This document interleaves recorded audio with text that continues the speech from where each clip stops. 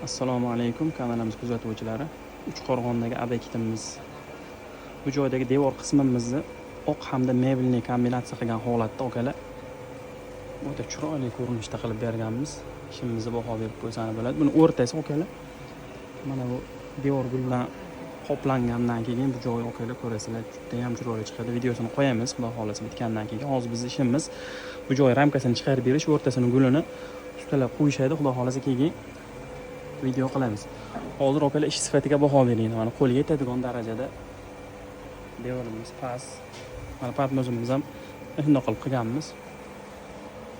Ishimizga baho berib qo'yasizlar. Umuman samarasini pastda ko'rintirmasdan chiroyli holatda bitkazib berdi okalar. Mana bu choklar ham xudo xolasa hozir qorayib turibdi, chiziq bo'lib, o'chilib qolmagan. Mana ko'rishingiz mumkin. Bunga kraska berib oqartirib qo'yamiz endi. Keyin pashta bilinmay qoladi. Kimga shunaqa xizmatlar kerak bo'lsa, okalar aloqaga chiqaverasizlar. Bizni yo'qotib qo'ymaslik uchun obuna tugmasini bosib qo'yinglar.